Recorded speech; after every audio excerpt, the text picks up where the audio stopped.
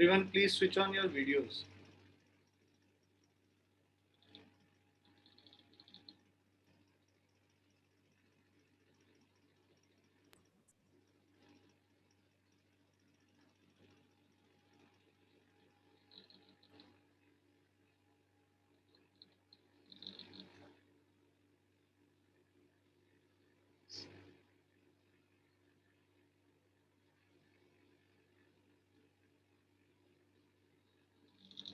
Now, we had started with work energy and power in the previous class, and I think we had done up to work done is equal to force into displacement into cos of the angle between the two. हम लोगों ने यहाँ तक किया था क्या? Work is a scalar quantity तक किया था या इसके आगे भी किया था? सर इसके आगे भी किया था। वन एंड कर चुके थे सर, दोनों केसेस कर लिए थे। Yes sir. Yes sir. अच्छा अच्छा, हाँ तो हम लोग, मैं एक बार फिर से थोड़ा सा 2 मिनट ये बता दूं कि there were 2 cases. First case में हम लोग क्या कर रहे थे कि फोर्स को, अगर आप यहाँ पे देखो इस वाले केस में फोर्स हॉरिजॉन्टल था, हम लोग डिस्प्लेसमेंट का एक कंपोनेंट ले रहे थे फोर्स के अलॉन्ग। तो work done is equal to force into displacement along the direction of force.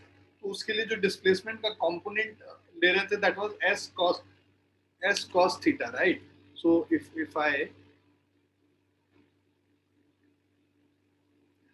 हमारा जो फोर्स का डायरेक्शन था दिस वाज हॉरिजॉन्टल और ये पूरा डिस्प्लेसमेंट था, let's say s।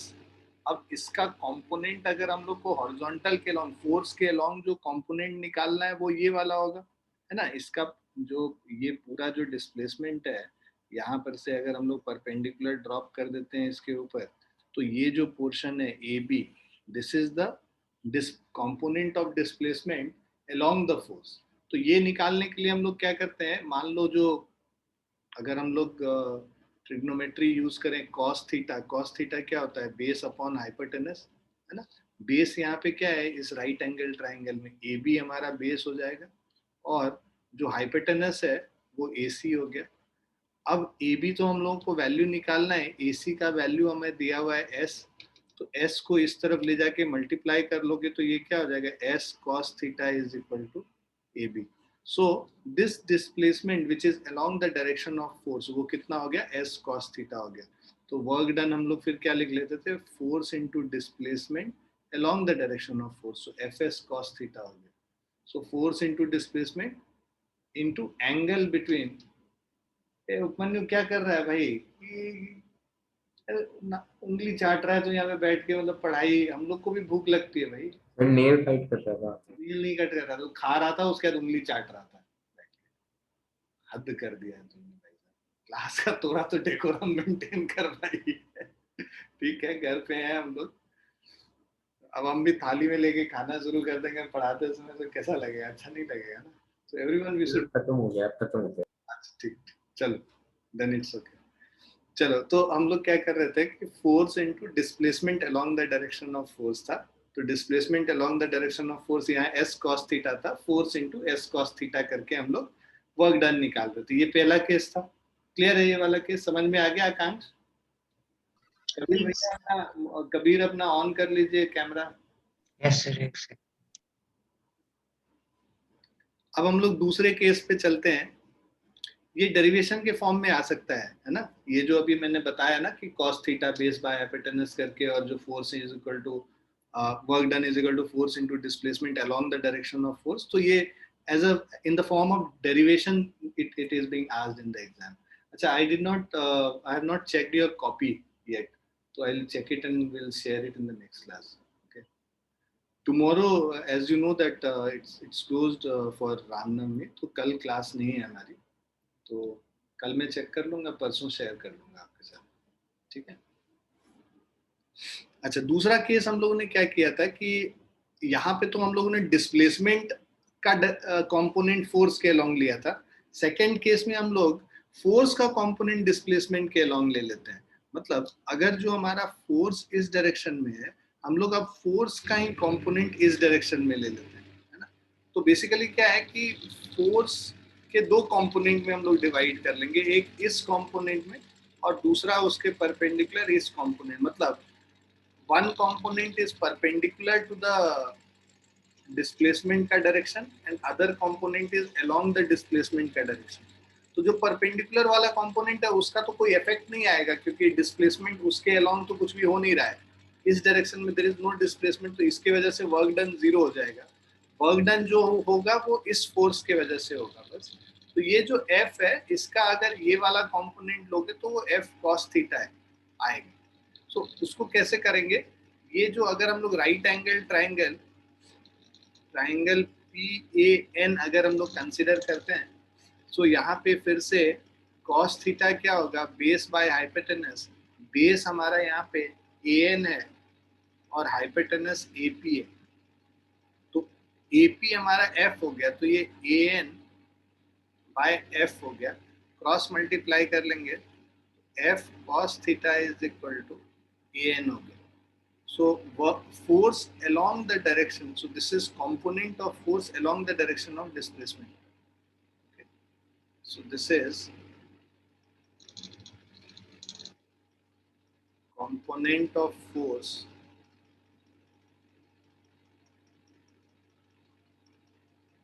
along the direction of displacement. वहां पे component of displacement along the direction of force कर रहे थे, यहाँ component of force along the direction of displacement कर रहे हैं। force का component along the direction of displacement f cos theta हो गया और into displacement अगर हम निकालते हैं तो s हो गया। so this is f cos theta into s. so work done is f cos theta into s. so same चीज आ गया, fs cos theta लिखो या f cos theta into s लिखो, मल्टीप्लाई करके सेम टर्म आ जाएगा। Clear है बच्चों?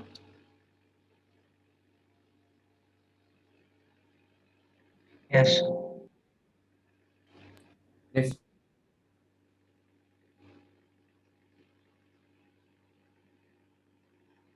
हम लोगों ने देखा था कि भी वर्क डन तीन चीजों पे डिपेंड करता है, पहला मैग्नीट्यूड ऑफ फोर्स पे, दूसरा मैग्नीट्यूड ऑफ डिस्प्लेसमेंट पे और तीसरा cosine of the angle between the direction of force and displacement. तो फॉर्मूला अगर याद करोगे तो उसी से तुम्हारा सारा आ जाएगा, work done is equal to force into displacement into cos of angle between force and displacement. So let's say this is an object, we are applying a force in this direction and there is a displacement happening in this direction and this is angle theta. So work done will depend on the magnitude of force, the displacement and the cosine of the angle between force and displacement. Right? So these are the three components on which work done depends. So you can write work done depends on first magnitude of force,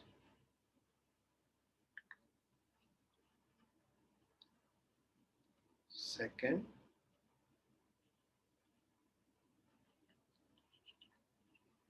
magnitude of displacement, third cosine of angle theta between force and displacement. फटाफट लिख लो इसको, ये diagram भी बना लेना, इससे आपको clarity रहेगी कि फोर्स और डिस्प्लेसमेंट और उनके बीच में एंगल थीटा। उपमन्यु बना ले बेटा।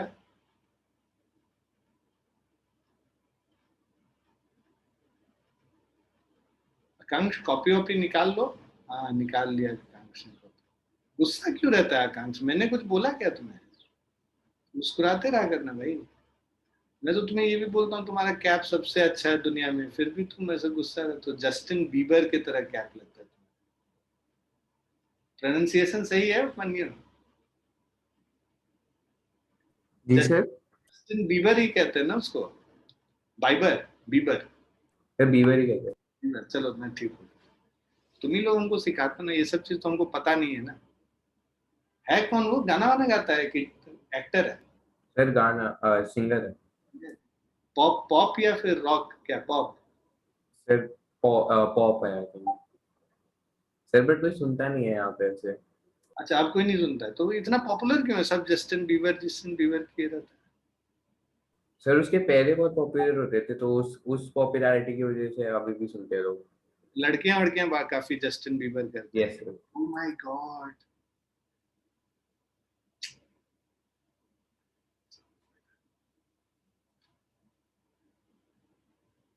अभी तो अपना कबीर भी फेमस है बहुत ज्यादा।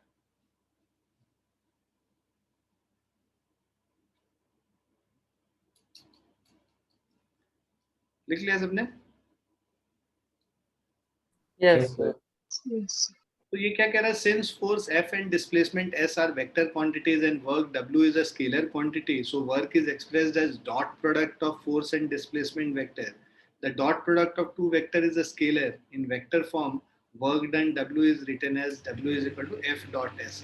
तो ये हम लोगों ने उस दिन भी बात करी थी कि पूछा भी था मैंने कि भाई वर्क डन तो स्केलर क्वांटिटी है, बट क्यों स्केलर क्वांटिटी है? फोर्स और डिस्प्लेसमेंट तो वेक्टर क्वांटिटी है, तो आइडियली वर्क डन को भी वेक्टर होना चाहिए। लेकिन हम लोगों ने ये देखा था कि there are two kind of multiplication, है ना, for a vector quantity. First is scalar multiplication and other is vector multiplication. So if two physical quantities are multiplied using this scalar multiplication, the end product which you will get is a scalar quantity. And if two vector quantities are multiplied using vector multiplication, then the end product is a vector quantity. Example of scalar multiplication is work done. Work done is F dot S. Force and displacement both are vector quantity, but when they are multiplied as scalar multiplication या dot multiplication, dot product है, then you get a scalar quantity. But यही अगर, तो एक और example मैं तुम्हें बताऊं कि अभी तुम लोग को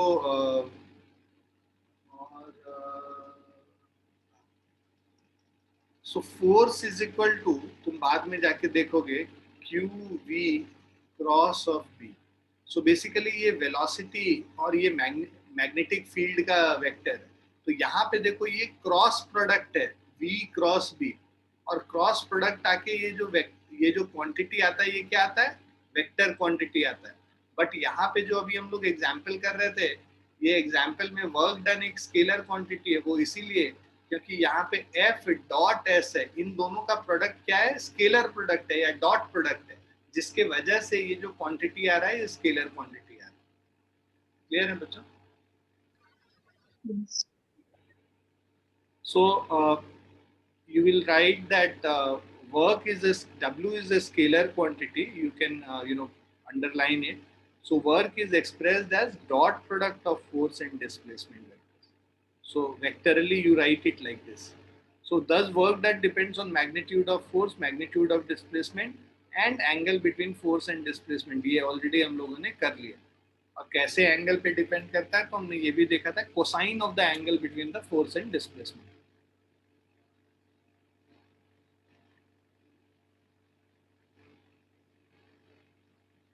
Now special cases,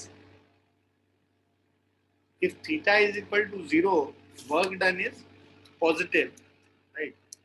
तो आप ये मान के चलो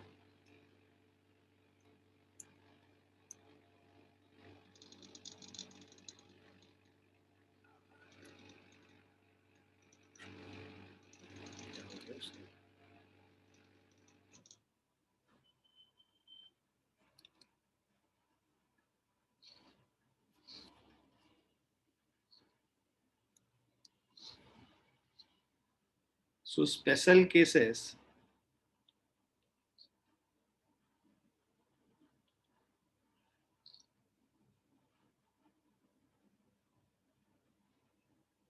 when theta is equal to 0 degree, तो जब थीटा 0 डिग्री है, this implies force and displacement are in the same direction.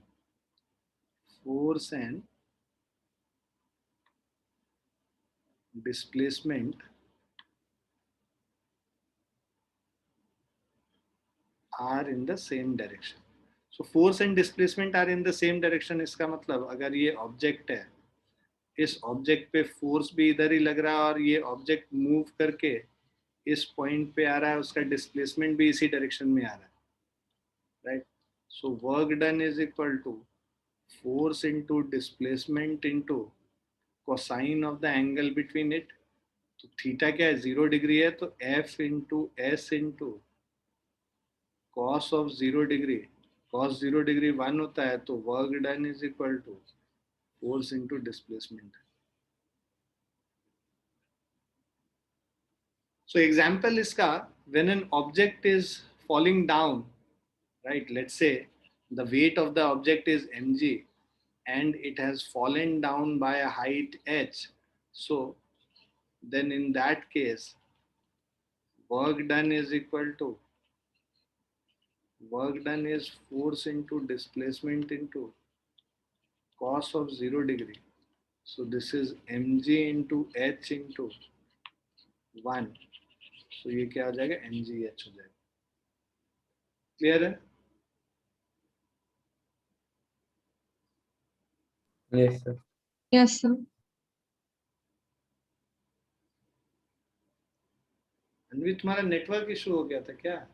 Yes sir, बीच में लाइट चली गई थी, दोबारा चली गई नेक्स्ट मिनट।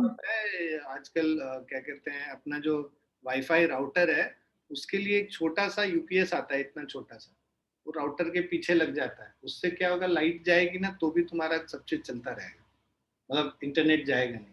ये सर लगाए हुए हैं यहाँ पे। यस सर, मेरे घर में भी है। हम लोगों ने भी लगा लिया है, क्योंकि वो फिर लाइट चली जाती है तो क्लास ब्रेक हो जाता है, नहीं तो फिर एक्सक्यूज भी चले जाता है। हाँ? फिर एक्सक्यूज भी चले जाता है सर। हाँ सही बात है। ये जो हमारे पास एक ये था कि भाई 10 मिनट के लिए चले गए, वो चला जाता। वैसे अनवी ऐसी है नहीं, लेकिन हाँ जो बदमाश बच्चे हैं उनका चला जाता। देखो जैसे कबीर का चला गया है, भाग गया।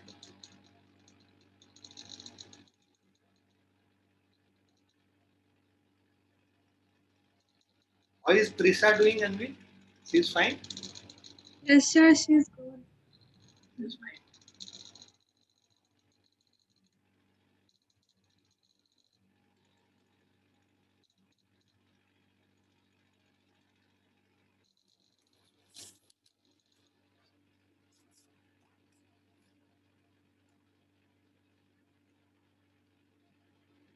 हमारे 10th का तो एग्जाम कैंसिल हो गया। मजे हो गए उनके। हमारे भी सर। हाँ? हमारे भी। हाँ, नहीं 10 हमारे बोर्ड्स नहीं हुए ना, जो हमसे 1 साल बड़े हैं। तुम्हारे भी, मतलब तुम्हारे क्या ओपन हुआ, अभी तो बोर्ड्स का शुरू भी नहीं हुआ पढ़ाई, तुम कैंसिल कराने पे लग गए हो। तो स्टेप बाय स्टेप होगा ना, पहले सिलेबस कम होगा, उसके बाद फिर तुम मनाओ कि ये जो कोविड का वेव है ये चलता रहे, वैक्सीन काम ना करे, तब फिर तुम्हारा एग्जाम कैंसिल हो गया।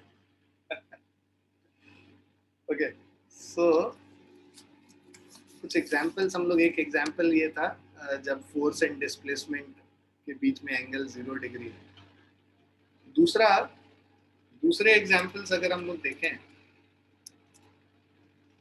देखो ये पहला एग्जांपल था, in free fall of a body of mass m under gravity through a height h from a to b, the force of gravity F is equal to mg is in the direction of displacement and displacement is h and the work done by the force of gravity is mg into h, right?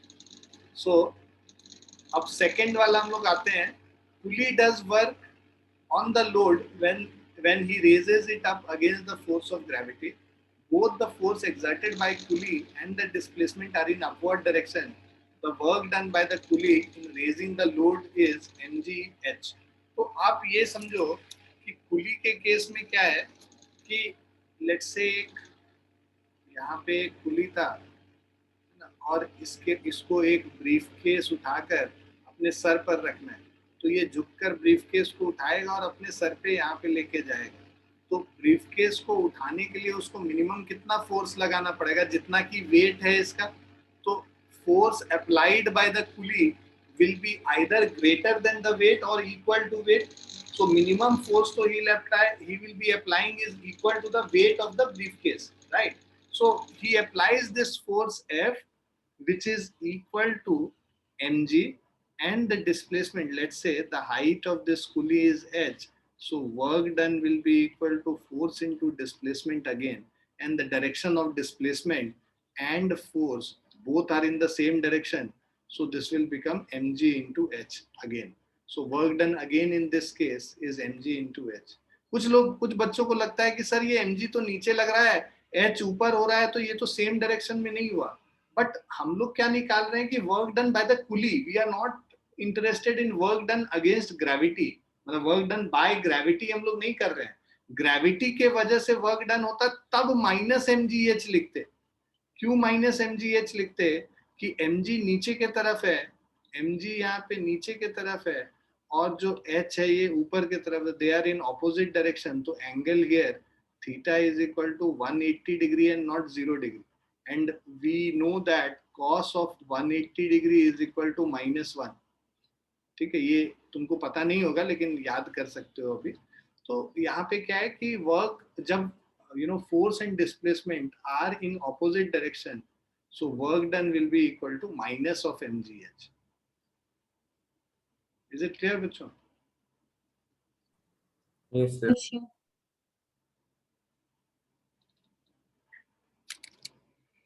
Now third example is if a body revolves in a circular path under the influence of a force. On completing one round the displacement becomes 0, so the work done by the force is W is equal to 0. इसको दूसरे तरीके से भी समझ सकते हैं, वो बाद में हम लोग समझेंगे. अभी तो ये समझो कि ये कह रहा है कि कोई भी ऑब्जेक्ट को अगर हम सर्कुलर मोशन में मूव करा रहे हैं, राइट, तो सर्कुलर मोशन में लेट्स से यहाँ से स्टार्ट किया है ऑब्जेक्ट, है ना, और ये गोल घूम के वापस यहीं पे आ गया, तो नेट डिस्प्लेसमेंट क्या हो गया, यहाँ पे 0 हो गया. ठीक है, नेट डिस्प्लेसमेंट 0 हो गया तो वर्क डन क्या हो जाएगा, 0 हो जाएगा. क्लियर? सो यही चीज कह रहा है, if a body revolves in a circular path under the influence of a force, on completing one round the displacement becomes 0, so the work done by the force is 0. Clear है बच्चों? Yes, sir. Yes, sir. Second case, if the displacement is normal to the direction of force, that is theta is equal to 90 degree. तो अब हम लोग second case करेंगे, case 2.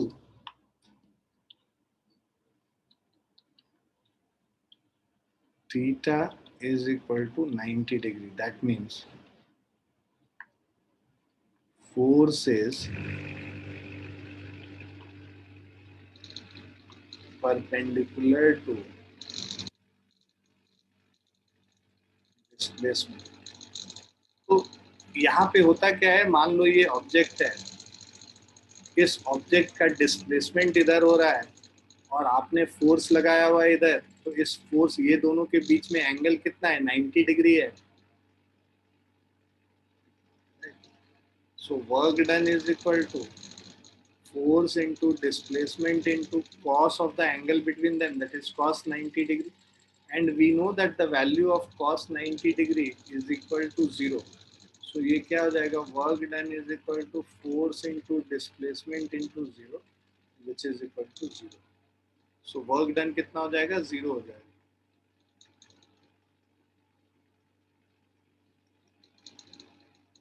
So theta is equal to 90 degree, force is perpendicular to displacement, so work done is equal to 0.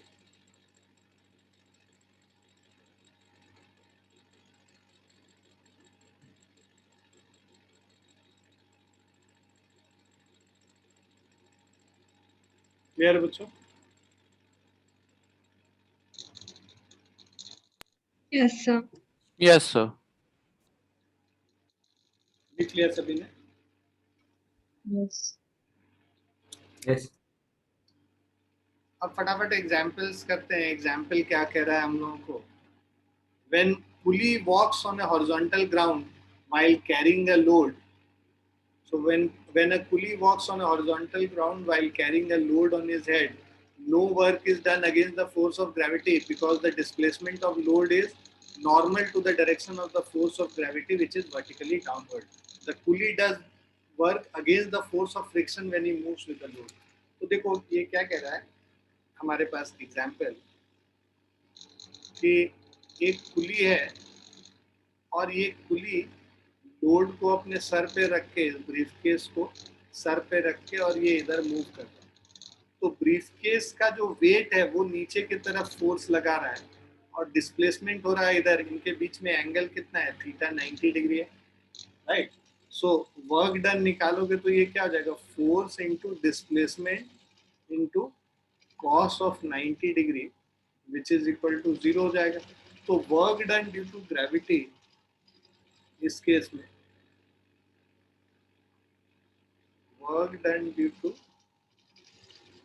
Gravity when a pulley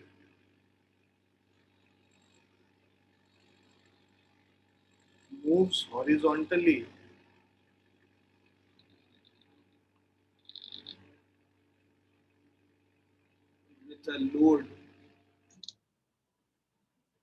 with a load on his head,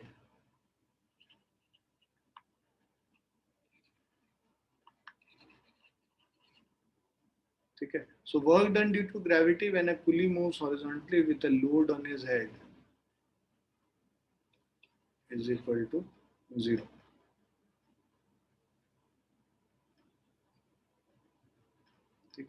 sir आपने sir आपने due to के आगे क्या लिखा है? Due to gravity.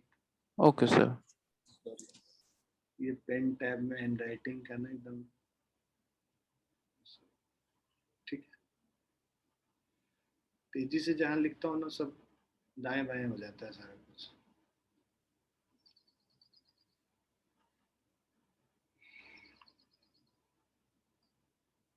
When a pulley moves horizontally with a load on his head is equal to 0.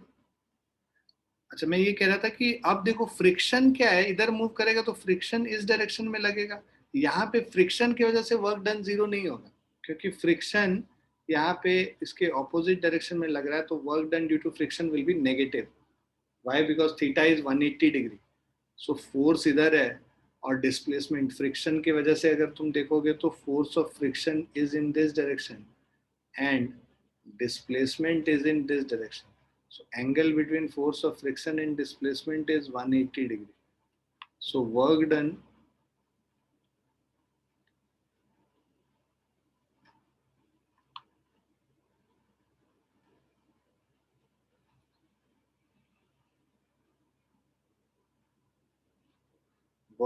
due to friction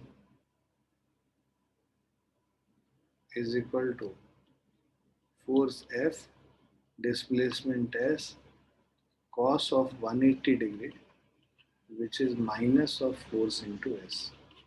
Cos 180 degree क्योंकि -1 होता है, तुम लिख लेना, since cos 180 degree is equal to -1. So यहाँ पे work done is negative.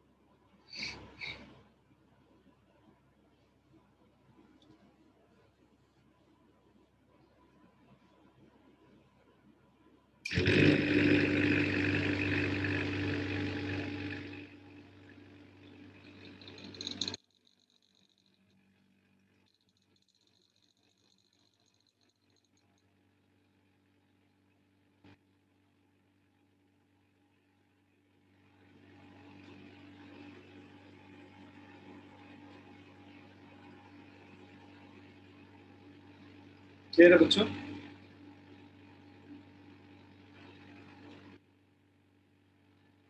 Yes, sir.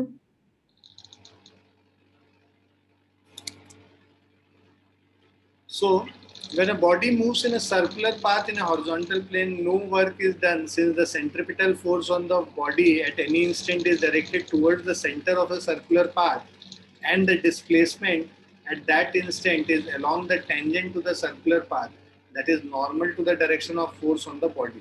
So angle between force and displacement here is 90 degree as shown in the figure. It is for this reason that in circular path the kinetic energy and hence the speed of the body does not change, although a force acts on the body.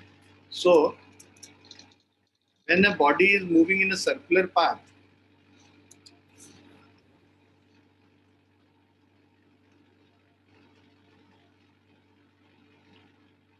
so when a body moves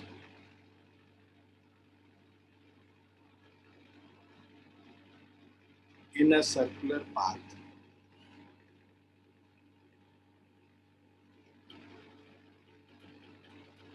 तो circular path में ये देखो कोई भी object यहाँ पे इस direction में सेंट्रिपिटल फोर्स लगेगा, है ना। कोई भी बॉडी सर्कुलर पाथ में मूव क्यों करता है? Because centripetal force keeps on pulling it inside towards the centre radially inwards, है ना। ये पिछले चैप्टर में भी हमने किया था, फोर्स वाले चैप्टर में, याद है? Yes, sir, towards the center of the circular path.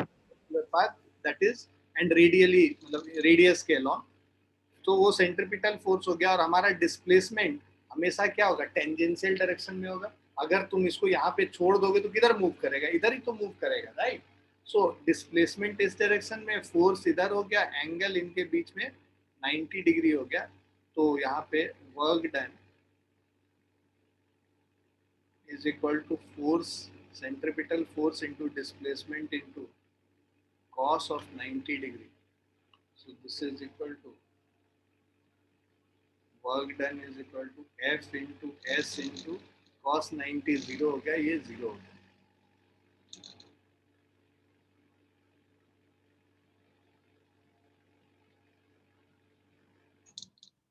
भाई तू आगे आया था तो कोई पीछे से भूत दिख रहा था, आकांक्ष।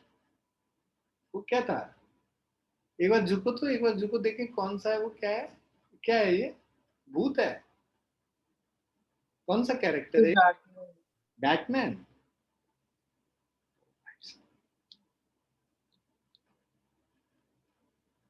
एक गाना आता था ना, हम भी अगर बच्चे होते नाम हमारा होता डब्लू बबलू, वैसा वाला।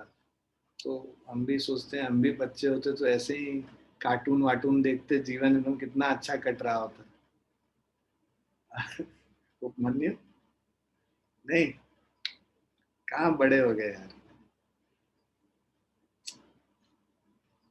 मैं उपमन्यु के साथ ही एडमिशन ले लेता हूँ। क्या सोचेंगे? ज्यादा से ज्यादा लोग सोचेंगे मेंटली रिटार्डेड है, थोड़ा धीरे चल रहा है, और क्या। मतलब अरे तो एज के हिसाब से तो लगेगा ना, लोग 9th-10th में एडमिशन लिए। फिर उपमन्यु के साथ ही बैठूंगा, नाम भी कुछ उपमन्यु जैसा रख लूंगा, और 10th में उपमन्यु के हाईएस्ट आ जाएंगे। फिर एग्जाम में आगे बैठूंगा ना फिर उपमन्यु। मेरा एक फ्रेंड था, बचपन से बहुत बहुत क्लोज फ्रेंड था। तो वो मेरा हमेशा एग्जाम में उससे जस्ट आगे पढ़ता था, वो पीछे पढ़ता था। 10th क्लास में ऐसा ही हुआ, इनफैक्ट 12th में भी हुआ। तो 12th में तो उसने बिल्कुल नहीं पढ़ाई की थी, बहुत बहुत मतलब समझ लो बहुत ही बदमाश बच्चा था। तो मजे करता था वो लाइफ में, मैं तो हमेशा पढ़ता रहता था। तो मेरे पीछे बैठा था, तो उसका पूरा पेपर, मैं अपना पेपर 2.5 घंटे 2 घंटे में लिख लेता था, बाकी सारा उसका पेपर में लिख के उसको पास कर देता था। उसने अपना नाम तक नहीं लिखता था वो, जिससे कि हैंडराइटिंग मिसमैच ना हो जाए, तो उसका नाम भी मैं ही लिख के दे देता। मतलब he used to take those extra seats and he used to give it to me, those extra seats, and I used to write the paper and give it to him. So he got some 75 or 78% marks in class 12. उस जमाने में 78 बहुत अच्छा हुआ करता था, उसको आए थे। तो अभी वो दुबई में है, एंड ही हैज मतलब if you see his villa and everything, he's riding some car which is of 7 crore 8 crore, Lexus चलाता है। सर जो लोग 92% आ रहे हैं वो मिडिल क्लास के, और जिन्होंने कम लाए वो अब रिच है। हाँ वही भी कह रहा हूँ कि वो जो है बेचारा बच्चा, मतलब वो जो था वो अभी he is one of the millionaires in Dubai and he is earning minting monies. मैं बोलता हूँ एक आध गाड़ी मुझे ही भेज दे, मेरे वजह से तू पास किया था 12th क्लास। मजाक उससे हम लोग करते रहे, but he agrees the fact that he passed 12th class because of it. तो वैसे ही उपमन्यु के साथ बैठेंगे और उपमन्यु चला जाएगा यूएस में और विला खरीद लेगा, वहां पे एक छोटा सा कमरा मुझे भी दे देगा जब मैं आऊंगा उधर, है ना। चलो आगे बढ़ते हैं। Now conditions for the work done by a force to be zero. So अभी तुरंत हम लोगों ने देखा 3 केसेस होंगे भाई। कोई भी चीज जीरो कब होगा, जब 3 चीज का प्रोडक्ट, लेट से अगर हम लोग लिखते हैं work done is equal to force into displacement into cos theta, तो work done will be zero, work done will be zero when first F is equal to 0, second displacement is 0, third cos theta is 0.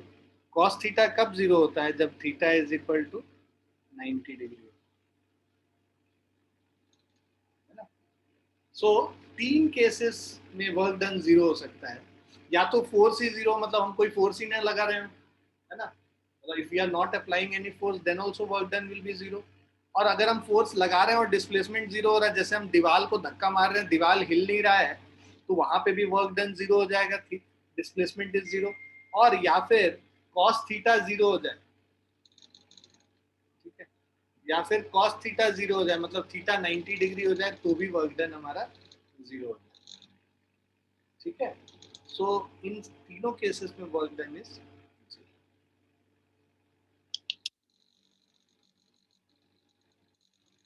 Clear है बच्चों। तो ये Yes, sir. हमारा Yes, sir. Clear सबने ये तीनों condition, Yes, sir. यही चीज यहाँ पे लिख भी रखा है, conditions for work done by a force to be zero. From the above discussion it is clear that the amount of work done by a force is zero in the following two conditions. First, when there is no displacement. Second, when the displacement is normal to the direction of force. और एक इन्होंने दिया कि जब force ही ना लगे, force भी zero हो जाएगा, तभी भी तो वर्क डन जीरो हो जाएगा ना। तीनों केस में वर्क डन जीरो होता है। Third case, if the displacement is in the direction opposite to the force, that is theta is equal to 180 degree, then cos 180 is -1 and work done negative of F into S हो जाएगा। सो इसी में अगर हम लोग बात करें, case 3,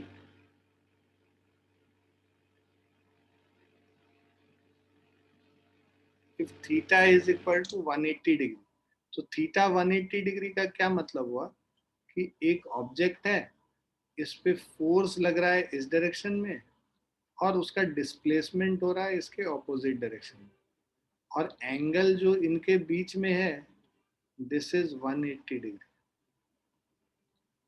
right.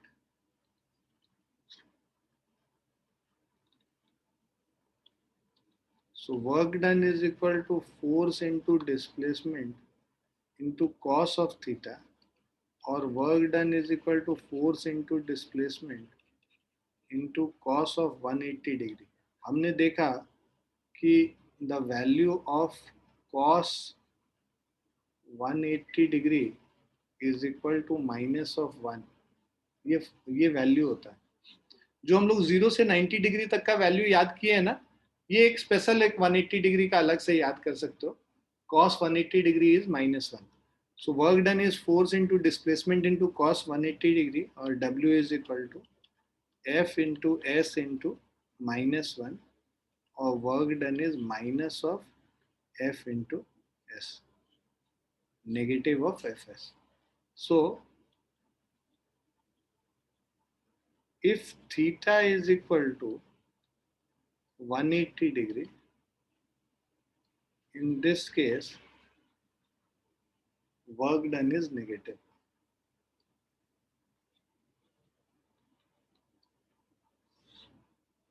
So if theta is 180 degree, work done is negative.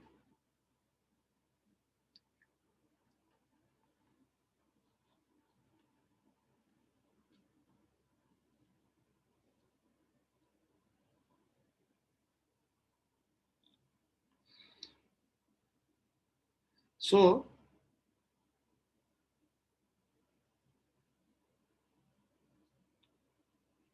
whenever force and displacement are in opposite direction,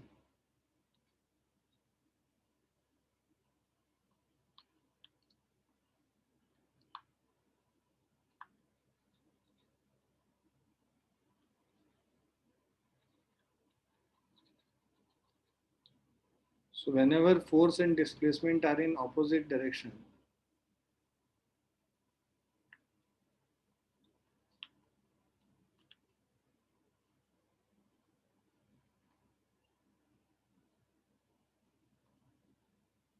work done is negative.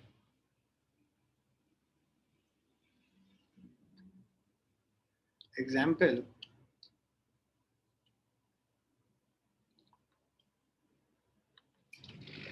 work done by force of friction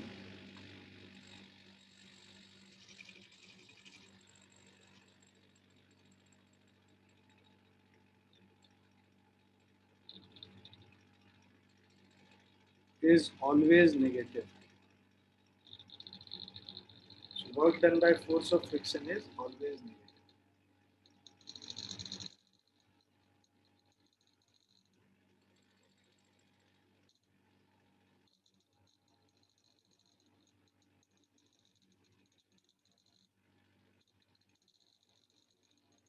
Clear बच्चों? Yes, sir. Yes, sir.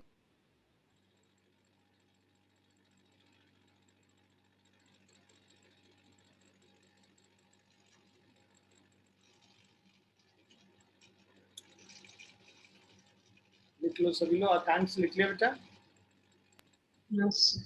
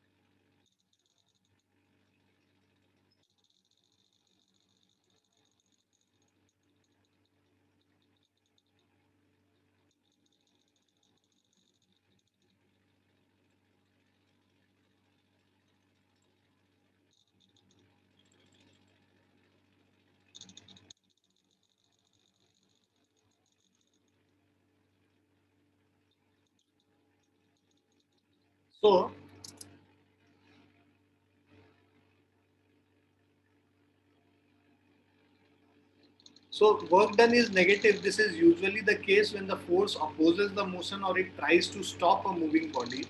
Example, when a body moves on a surface, the force of friction between the body and the surface is in direction opposite to the motion of the body. Therefore, the work done by the force of friction is negative. Okay. Now, when a ball of mass m is thrown upward from A to B to a height h, the displacement h upward is opposite to the direction of force of gravity mg. So, the work done by the force of gravity mg in displacement h is w is equal to minus mgs, that is negative. तो अब आप अगर देखें,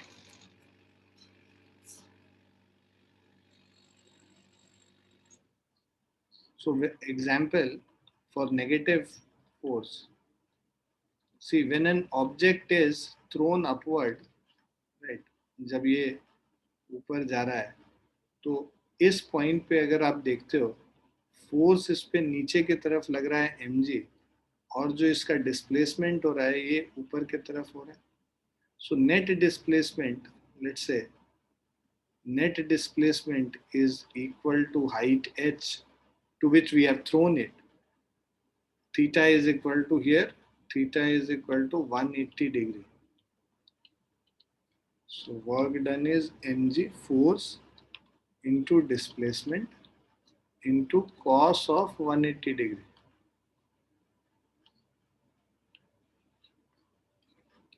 So work done is mgh into minus 1.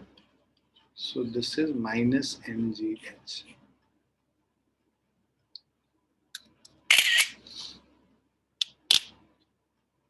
Or yes जब हम लोग को ऐसे क्वेश्चंस पूछेंगे तो हम directly W equals minus MGH formula use करके सॉल्व कर दें या फिर पूरा दिखाना होगा करके? नहीं नहीं, तुम वहां पे उसको दिखाने की जरूरत नहीं है, ये तो मैं एग्जांपल समझा रहा हूँ इसीलिए। वहां पे तुम ओके सर। ना वर्क डन, मतलब because the force is opposite to the direction of displacement, work done is minus mgh. Okay sir.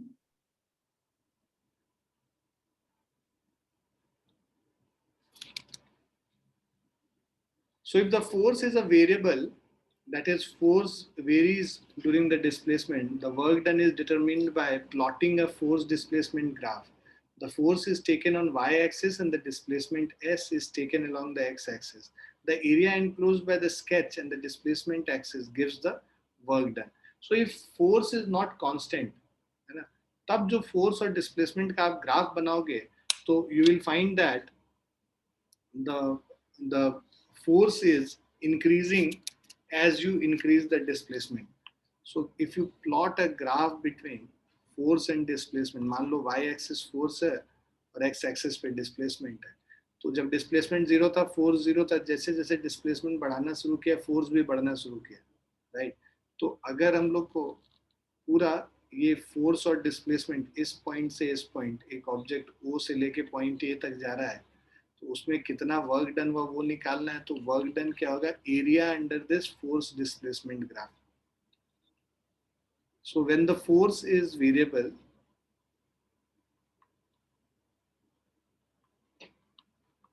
when force is variable means it is changing with respect to displacement.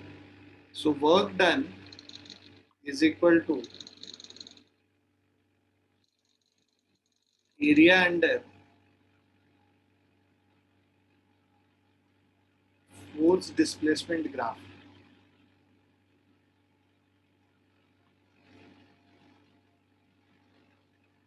Force displacement graph में मान लो O A ये point B है, so this is equal to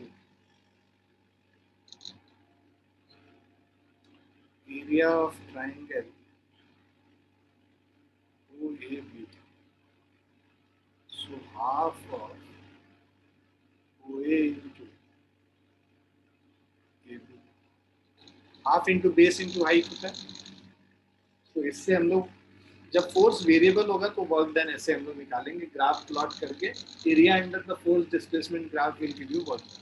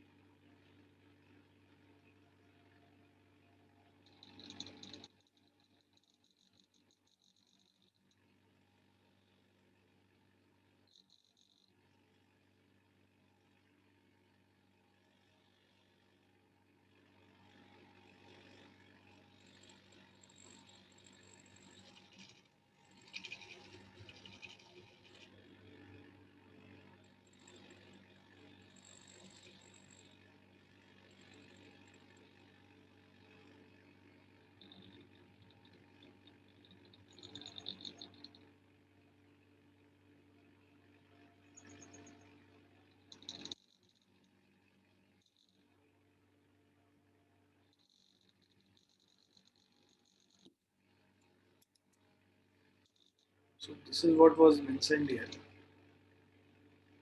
So if you can see here, in figure 2.9, the force F is directly proportional to displacement, and the graph for force against displacement is an inclined straight line OA. The work done by the force in displacement S is equal to area of the triangle OAB, that is half into F into S, which is shown shaded. This method is applicable in all situations. If the force is constant, then also you can find it out by the graph. So अगर हम लोग when force is constant,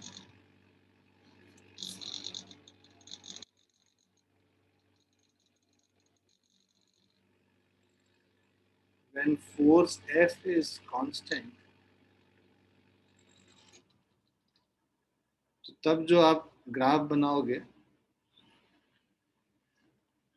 This is displacement, this is force, and force is constant, means it will be a line parallel to the displacement. So अगर ये S displacement तक का मान लो ये point O है, A है, this is B and this is C. So work done will be area under the force displacement graph. Work done is equal to area under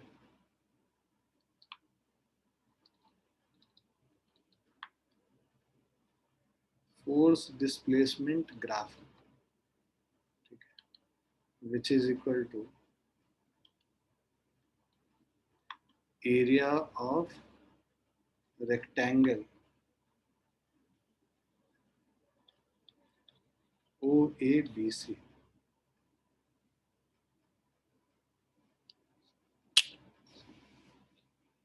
clear है बच्चों? Yes, Yes. sir. लिख लिया सभी ने? So we'll stop here for the day. है ना, हम लोग को आज इतना ही करना है.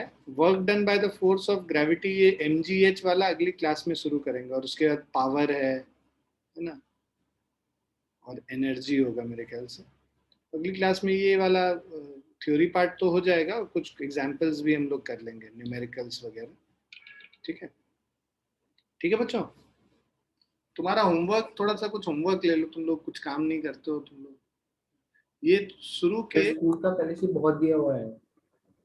तुम हमेशा रोते रहते हो, कोई होमवर्क नहीं मिलता, कोई बच्चा. नहीं सर शेयर स्क्रीन करके दिखा देता हूँ. मन्नू को ही देते हैं होमवर्क. सारे लोग मन्नू के दुश्मन हो गए हैं.